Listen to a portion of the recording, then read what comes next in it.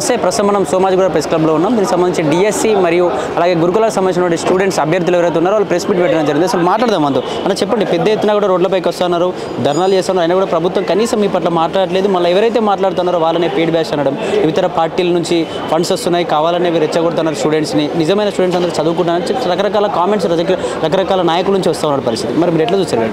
నిజంగానే మాకు వేరే పార్టీ దగ్గర నుంచి ఫండ్ వస్తే మేము రోడ్డు మీద రావాల్సిన పరిస్థితి లేదు. ఎందుకంటే ఈ రాష్ట్ర ప్రభుత్వం ఇచ్చిన హామీల మేరకే ఈ రాష్ట్ర ప్రభుత్వంలో ఏదైతే మీరు మెగా డిఎస్సి అని చెప్పి దగా డిఎస్సిని ఇవాళ తెలంగాణ రాష్ట్రం మొత్తం నిరుద్యోగులని మోసం చేసిన ఘనత ఈ కాంగ్రెస్ ప్రభుత్వంది. ఎందుకంటే మేము మీరు ఇస్తున్న ఉద్యోగాలు అడుగుతుంటే మమ్మల్ని పేడ్ బ్యాస్ట్ అనడం, వేరే పార్టీలో డబ్బులు ఇస్తారనడం, ఇవన్నీ బంద్ చేయండి. మీరు ఇస్తున్న ఉద్యోగాలు ఎప్పుడు ఇస్తారు? మెగా డిఎస్సి ఏంది? ఎందుకంటే తెలంగాణ రాష్ట్రంలో ఇప్పటిదాకా ఒక్క డిఎస్సి నోటిఫికేషన్ రాలేదు. వచ్చింది ఒకటే ఒక డిఎస్సి, 11,000 డిఎస్సి. ఆ 11,000 నుంచి కూడా 5,000 మాత్రం ఫిలప్ చేసిండ్రు, 6,000 అన్నటువంటిది అలాగే విధంగా బ్యాక్లాగ్ పోస్టులు ఉన్నాయి. ఎందుకంటే 70% డైరెక్ట్ రిక్రూట్మెంట్ చేయాల్సిన ఈ రాష్ట్ర ప్రభుత్వం ఎందుకంటే 70% డైరెక్ట్ రిక్రూట్మెంట్ చేయకుండా కేవలం ఎస్జిటి వాళ్ళకే అట్లగట్టి మా నిరుద్యోగుల బిఎల్ యొక్క అభ్యర్థుల యొక్క గొంతుకు వస్తుందా ప్రభుత్వం, ఈ కాంగ్రెస్ ప్రభుత్వం. మేము ఏం అడుగుతున్నాం అయ్యా? 70% రిక్రూట్మెంట్ చేయకుండా టెట్లో ఏ విధంగా కేవలం బయోసైన్స్ ఉంటుంది, బయోసైన్స్ సిలబసే పెట్టకుండా ఎక్కడో మ్యాథమెటిక్స్ తీసుకొచ్చి రీజనింగ్ తీసుకొచ్చి పెడితే మాకు ఏ లాభం ఉంటుంది? మాకు ఉద్యోగాలు రానివ్వకుండా అడ్డుకునేది మీరే, మా యొక్క జీవితం ఆగం చేసింది మీరే.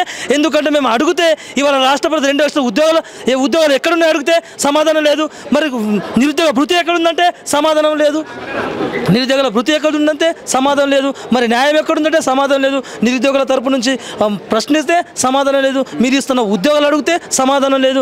ఎక్కడ చూసినా ఈ రాష్ట్ర ప్రభుత్వం ఏదో ఒక కారణం చేతి ఈ నిరుద్యోగుల్ని మోసం చేయడం కాకుండా రాష్ట్ర ప్రభుత్వంలో ఉన్న ప్రతి ఒక్క ప్రజల్ని కూడా గొంతు కోసే ప్రయత్నం ఈ కాంగ్రెస్ ప్రభుత్వం చేస్తూ ఉంది. అందుకోసమే ఇప్పుడు మేలుకున్నాం మేము. మీరు స్థానిక సంస్థల దాకా వెళ్ళాల్సిన అవసరం లేదు, ఈ స్థానిక సంస్థలు మీకు వెళ్ళనివ్వకుండా చూసుకుంటాం. మేము పక్కా ప్రణాళికతోటి మీ ముందు యుద్ధం చేయడానికి కోసం ఎప్పుడైతే నల్లమల్ల పులి అని చెప్పుకుంటా ఉన్నావో 30 లక్షల మంది నిరుద్యోగుల పులిని ఎదుర్కొనే దమ్ము ధైర్యం నీకుంటే రా, నిజంగా మేము తేల్చుకున్నాం. డిఎస్సి ప్రభుత్వంలో పెట్టిందా లేకపోతే గత ప్రభుత్వం పెట్టిన డిఎస్సి ఏదైతే ఆ ఉద్యోగాలు ఉన్నాయో?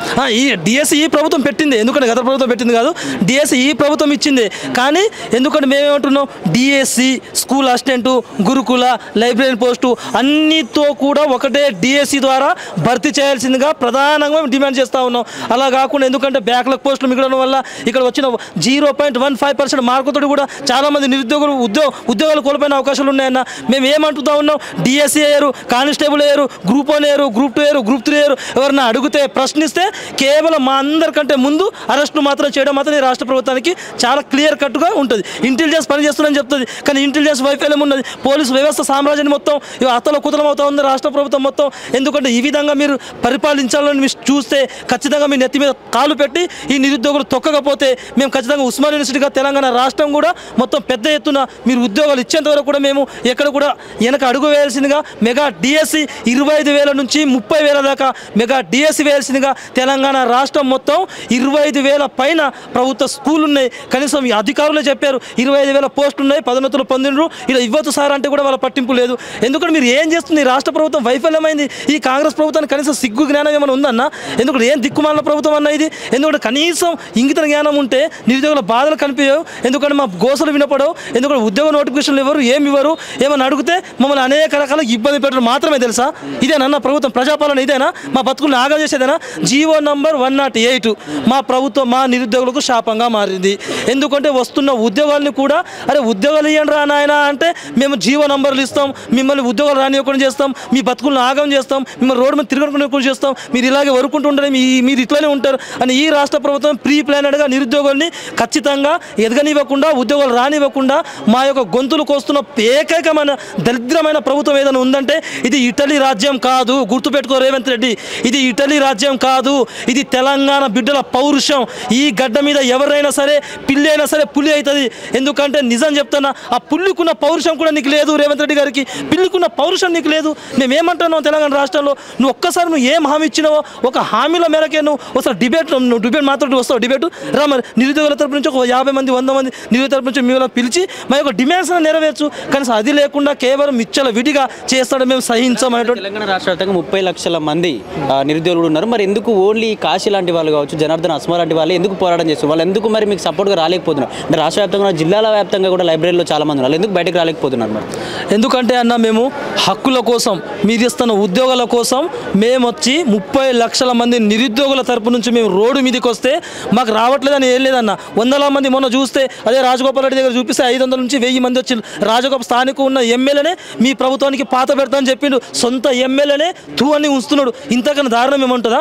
ఎందుకంటే నిరుద్యోగులని, విద్యార్థులని రోడ్డు మీద రానివ్వకుండా వాళ్ళని పోలీసులు అక్కడ పెట్టి, మెట్రో దగ్గర పెట్టి, ఇన్స్టిట్యూట్ దగ్గర పెట్టి అక్రమంగా అరెస్టులు చేపించి రానివ్వకుండా రోడ్ల మీద బందోబస్తుగా చేస్తున్నారు. కాబట్టి ఇవాళ కాశీ లాంటి వాళ్ళు, జనార్దన్ లాంటి వాళ్ళు, ఆస్మా లాంటి వాళ్ళు గొంతును బయటకు వెళ్ళదు. కాబట్టి ఇవాళ రాష్ట్ర ప్రభుత్వం కుట్ర చేస్తూ ఉన్నది. మీరు ఎన్ని కుట్రలు చేసినా మీ కుట్రని తరుముతాం. ఎందుకంటే నన్ను ఆపుతారేమో, కానీ నిరుద్యోగులను ఆపరు, తెలంగాణ రాష్ట్రం యొక్క బిడ్డల్ని ఆపరు. నేను పోతే ఇంకొకరు వస్తూనే ఉంటారు. మీరు 2 లక్షల ఉద్యోగాలు ఇచ్చేంత వరకు, మెగా డిఎస్సి ప్రకటించేంత వరకు ఈ ఉద్యమం కొనసాగుతూనే ఉంటుంది. మేము ఏమంటున్నాం రేవంత్ రెడ్డి గారికి, అయ్యా రేవంత్ రెడ్డి గారు, నిజంగా నీకు ప్రజాపాలన ఉంటే, ఎందుకంటే రైతుల యొక్క అరిగోసలు నీకు తెలవవా? విద్యార్థుల యొక్క బాధలు, కన్నీళ్ళు నీకు తెలవవా? ఎందుకంటే అనేక రకాల సమస్యలు నీకు తెలవవా? అడిగితే, ప్రశ్నిస్తే కేసులు, అవమానాలు, లేకపోతే నిర్బంధం చేయడం, ఇదేనా నీకు తెలిసింది? ఒకసారి రోడ్డు మీదకి వచ్చి, ఇంటెలిజెన్స్ వాళ్ళకి వచ్చి, మీడియా దగ్గరకు వచ్చి పెట్టి వాళ్ళ సమస్యలు ఏందో చూసి వాళ్ళ సమస్యలు కూడా పరిష్కారం చేయాల్సిందిగా మేము అడుగుతూ ఉన్నామన్న. మేము అదే మేము డిమాండ్, ప్రధానమైన డిమాండ్ ఏంది? 25,000 మెగా డిఎస్సి నుంచి 30,000 దాకా మెగా డిఎస్సి ఇయ్యాల్సిందిగా. దగా డిఎస్సి ఇస్తున్నావు, జాగ్రత్త, తస్మా జాగ్రత్త రేవంత్ రెడ్డి. నువ్వు గెలుకోక విద్యార్థులతో గెలుకున్నావు. కాబట్టి రాష్ట్రాన్ని తెచ్చింది విద్యార్థులు, రాష్ట్రాన్ని పడగొట్టింది విద్యార్థులు, నూతన ప్రభుత్వానికి ఏర్పాటు చేసింది ఈ విద్యార్థులు, నిన్ను కూడా బొంద పెట్టేది కూడా ఈ విద్యార్థులే. గుర్తుపెట్టుకో, నువ్వు ఎవరినైనా గెలుకో, కానీ విద్యార్థులతో మాత్రం గెలుకుంటే నిన్ను రాజకీయ సమాధి చేస్తాం. నిన్ను రాజకీయాల్లో ఎదగనివ్వకుండా నీ ప్రభుత్వాన్ని, నీ ఎమ్మెల్యేలని, నీ ప్రజాపాలనని కాలికి తొక్కుతామన్నటువంటిది బంగాళాఖాతంలో కలుపుతామని కూడా తెలియజేస్తా ఉన్నా.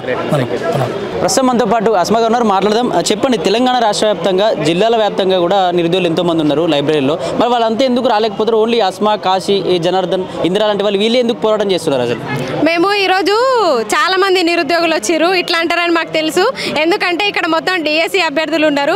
ఒక జనార్దన్ అన్నని, ఇంద్రాని నేనే ఇన్వైట్ చేసిన. ఎందుకంటే గ్రూప్స్ విషయంలో మేము చాలా హెల్ప్ చేస్తున్నాం వాళ్ళకి. అలాంటప్పుడు మేము చేస్తున్న పోరాటానికి కూడా నిరుద్యోగుల మద్దతే కోరుకుంటున్నాము.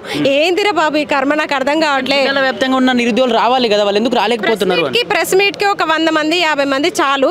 ఈ రోజు అనుకున్నట్టుగానే నల్గొండ నుంచి, నారాయణపేట నుంచి, మహబూబ్ నగర్ నుంచి, వనపర్తి నుంచి, అలాగే కొంతమంది వేరే జిల్లాల నుంచి కూడా, వరంగల్ నుంచి చాలా మంది కూడా వచ్చారు. ఇప్పుడున్న అభ్యర్థులు వెనకాల చూడండి, మా వెనకాల అందరూ జెన్యూన్ ఆస్పిరెంట్సే, నిరుద్యోగులే. వాళ్ళందరూ డైట్ బీఈడి చేసిన వాళ్ళే, వాళ్ళందరూ టెట్ డిఎస్సి రాయాల్సిన అభ్యర్థులే. కాబట్టి వాళ్ళు కూడా మాట్లాడారు, వాళ్ళ మాటలు కూడా వినండి. ఎప్పుడూ అస్మా జనార్దన్ వీళ్ళే ఎందుకుంటారు అని అంటే, అస్మా జనార్దన్ అందుబాటులో ఉన్నారు. దేనికైనా తొందరగా వచ్చి స్పందించేంత దగ్గరలో ఉన్నారు కాబట్టి వాళ్ళు వస్తారు. తప్పేముంది? ఇప్పుడు ప్రతిపక్షాలు అంటే వాళ్ళు హెల్ప్ చేయడం తప్పన్నారు అంటే, నిరుద్యోగి హెల్ప్ చేయడం కూడా తప్పేనా? మేము సపోర్ట్ ఉండడం కూడా తప్పేనా? ఇక అది తప్పన్నోని ఇంకా ఏమనాలో కూడా నాకు అర్థమైతలేదు. ప్రభుత్వమే చాలాసార్లు ఇప్పుడు ఉద్యోగాలు ఇవ్వలేము, ఇప్పటికే ఇబ్బందుల్లో ఉంది ప్రభుత్వం, బడ్జెట్ లేదని చెప్పి చాలాసార్లు చెప్తూ వస్తూ ఉంది. మరి ఇచ్చే అవకాశం ఉందా అసలు? నోటిఫికేషన్ ఎందుకు బడ్జెట్ లేదు? నువ్వు ఢిల్లీ పోవడానికి బడ్జెట్ ఉందా? ఢిల్లీకి మూటలు మోయడానికి బడ్జెట్ ఉందా? మరి ఇక్కడ మాకు నిరుద్యోగుల జీవితాలు చక్కబెట్టడానికి బడ్జెట్ లేదా? నువ్వు ఒక్క నెల ఢిల్లీకి పోకుండా, ఒక్క నెల కాదు ఒక్కసారి నువ్వు ఢిల్లీకి పోకుండా ఇక్కడ ఉండి చెయ్యి, ఆ మూటలన్నీ ఇక్కడ మా కోసం కేటాయించు, మా జీవితాలు బాగుపడతాయి, నిరుద్యోగుల జీవితాలు బాగుపడతాయి. 5 సంవత్సరాల వరకు జీవితాలు నోటిఫికేషన్స్ వచ్చి బాగుపడతాయి. ఇక్కడ అశోక్ సార్ కూడా చావు బతుకుల మధ్య ఉన్న పరిస్థితి, కనీసం ఫుడ్ తీసుకోకుండా కూడా షుగర్ ఉందని కూడా చెప్తా ఉన్నారు. అయినా కూడా స్టూడెంట్స్ కొందరు సపోర్ట్గా రావట్లేదు. అసలు ఎందుకు మరి? స్టూడెంట్స్లో ఇంట్లో చీలికలు వస్తూ ఉన్నాయని చెప్పేసి కూడా వార్తలు వస్తూ ఉన్నాయి. వస్తే మీకేమైనా ఇబ్బందులు అయ్యే ఛాన్స్ ఉంటుంది కదా ఉద్యోగాల విషయం? అవునవును, అట్లేం లేదు. ఖచ్చితంగా అశోక్ సార్కి మద్దతు ఇస్తున్నాం మేము నిరుద్యోగులం అందరం. కాకపోతే ఆ ఏరియా వనస్థలిపురం ఏరియా హాస్పిటల్ కాబట్టి చాలా దూరంలో ఉంది. నేనే నిన్న అసలు 2 గంటలు లొకేషన్ వెతికిన, అది ఇక్కడున్న నాకే లొకేషన్ దొరకలేదు. కావాలని ప్లాన్తో అంత దూరం పెట్టిందని అనుకోవచ్చు. అక్కడ అశోక్ సార్ని చూడనివ్వట్లేదు. తెలియదు, ఆయన కండిషన్ ఏందో తెలియదు, ఇప్పటికే 6వ రోజు. ఇంకొకటి అసలు ఆ మనిషి ఉన్నాడా సచ్చినా కూడా ఇన్ఫర్మేషన్ లేదు. ఆ భార్యను కూడా కనీసము ఒకసారి 2 సార్లు చూపిస్తున్నారు, పంపించేస్తున్నారు. పక్కడ బందీగా మొత్తం హాస్పిటల్ మొత్తం పేషెంట్లు ఉండాలా, పోలీసులు ఉండాలా? మొత్తం పోలీసులే ఉన్నారు. డాక్టర్లు పేషెంట్లు ఉండాల్సిన ఆసుపత్రిలో డాక్టర్లు లేరు, పేషెంట్లు లేరు, పోలీసులు అశోక్ సారే ఉన్నారు. అలో చేయలేదు అసలు, కనీసం చూపించలేదు. ఓన్లీ లీడర్స్ వస్తేనే చూపిస్తున్నారు. అంటే పొలిటికల్ లీడర్స్ వస్తే చూపిస్తారు, నిరుద్యోగుల కోసం కూర్చున్న మనిషికి నిరుద్యోగులు పోయి చూస్తుంటే మాత్రం చూపించారా? ఇది ఎక్కడ అన్యాయం అసలు? ఏమన్నా అవ్వాలి అశోక్ సార్కి. నిరుద్యోగుల తరపు నుంచి చెప్తున్నాము, ఒక్కొక్కరికి మడత పెడతాం చెప్తున్నా. మీ తరపున చాలా మంది నిరుద్యోగులు ఉన్నారు, వాళ్ళు భయపడుతున్నారు. బయటకు సరస్సులు అయితే ఏమో ఎఫ్ఐఆర్ చేస్తారని చాలా మంది భయపడుతున్న పరిస్థితి. వాళ్ళు అట్లాంటి వాళ్ళకు ధైర్యం నింపడం కోసం ఇలాంటి వాళ్ళు ఏం చెప్తారు? ఇప్పుడు కేసులు పెడతారు అంటే పెడతారు, ఖచ్చితంగా పెడతారు. ఎందుకంటే ముందుకొచ్చి కొట్లాడేటోళ్ళని భయపెట్టే పనులు చేస్తారు వీళ్ళు. చెయ్యని ఇక మన ప్రాణాలే పోతున్నట్టు, జీవితాలే ఆగమైపోతున్నప్పుడు ఒక ఎఫ్ఐఆర్లకు ఏమవుతుందండి? పెట్టండి, ఎన్ని కేసులైనా పెట్టండి, ఏమన్నా చేయండి, కానీ నోటిఫికేషన్లు వచ్చే వరకు మా పోరు మాత్రం ఆగదు.